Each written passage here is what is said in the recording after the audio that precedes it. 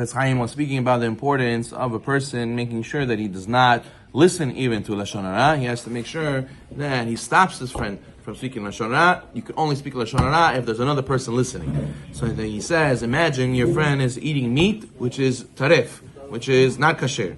So what would you say? You would say, you know what, I don't want to bother him. Let him finish the meat, let him finish the steak. It's okay that he's already eating, so might as well let him finish. Would you say such a thing? Never. So why should a person say, oh, he already said the story halfway, let him finish the story, it's okay. No, stop him, even in the middle of the story, stop him from saying Lashon Hara. It's not kasher. Why would you wouldn't stop him by meat? So you would stop him by meat. So why wouldn't you stop him by Lashon Hara? So therefore, a person has to not be embarrassed. It's for the sake of the other person that you should go out of your way to go and stop him from saving him from doing this terrible sin. The Chachamim say that if a person always should try to take one mitzvah and try to excel in it, to do it the best possible. We have to do all the mitzvot, but a person should try to take one mitzvah that is very dear to us and try to go beyond the letter of the law in this mitzvah. So the Chafetz Chaim says, how do we know to which mitzvah we should choose? He says a mashal. Imagine you're an employee, right, and your boss gives you a choice. He says, either you can learn a lump sum of money at a time, but it's not going to be you paid so often, you're going to be paid infrequent, or you could get a weekly paycheck, and then you'll get steady income. Do you want big money every once in a while, or do you want steady income but smaller amounts? So too with mitzvot. When we choose a mitzvah to focus on, we should choose a mitzvah that's relevant on a daily basis. We would want more money all the time, right? We would want a steady income. We want a weekly paycheck. Most people would prefer a weekly paycheck. So what? From the activities of our day, what do we do the most? Do you eat the most? Do you sleep the most? Do you go to the bathroom the most? What do you do the most of the day? The Chafetz Chaim says the most you do is talking. Number one activity you do is talking. So therefore what? We should take, which mitzvah makes the most sense to choose and be an expert in? Lashon Hara. It's the one that comes up the most. Therefore, a person wants to utilize his time and to be excellent in one mitzvah that comes up the most is Lashon Hara. Therefore, not just speaking, even listening. So the Chafetz Chaim, imagine you have a friend who tells you about a business deal that he wants to do. And you know that deal is illegal. It's not good. And he could go to jail because of it.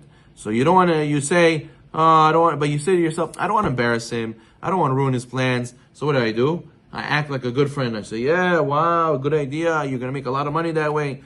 A few weeks later, you find out he gets arrested because of what he did. What do you do? Imagine how he's going to feel when he comes to you. What are you going to tell you? Why didn't you tell me something? Well, look what's happening to me now. You could have saved me. So what? You were embarrassed. It's better than me getting embarrassed at that moment than dealing with the situation right now. So therefore, he says, if you see your friend speaking Lashon Hara, oh, but I don't want to embarrass him. I don't want to say that's not Lashon Hara. I don't want to say that you shouldn't say Lashon Hara and stop him in the middle of his whatever he's saying.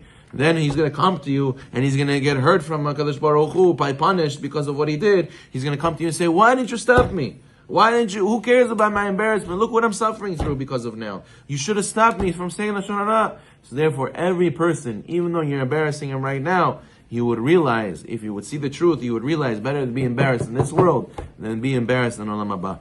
Therefore, a person has to not be scared. I'm trying to tell somebody, listen, that's not Lashon Hara, let's change the subject, let's talk about something else. There's another story of a group of men who were sitting together and having a good time.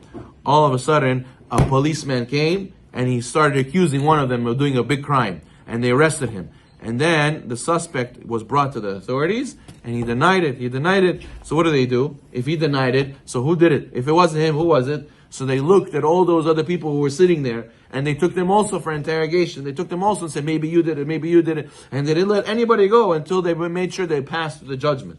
So what? So they should know that they went through so much anxiety and they went through so much stress and they wasted so much time. Why? Because they were sitting there with a potential robber and they were quiet. They didn't do anything. They just sat there relaxed. So therefore the Chafetz Chaim says the same thing. When you sit with people who speak Lashon Hara all the time, when the judgment comes and the person who speaks Lashon Hara, what will he say? He'll say, it wasn't me. I didn't do anything wrong. If nobody was listening to me, I would never be able to say it. So therefore, what's going to happen? So Chas v'Shalom, they're going to go to all the people sitting there around. They're going to go also put them through judgment. Chas v'Shalom. So therefore, a person should not even want to be sitting there. Should not even want to be associated with this. Because once you allow this to happen, you enter not just in your own problem. You become associated into his judgment, and Chas v'Shalom, it could pass over to you. So therefore, he says that a person doesn't want to be involved in a court case that's not his. He has to make sure that he doesn't let the other person speak Lashon Hara, but even if he does, to not sit there and say nothing, because Chas v'Shalom,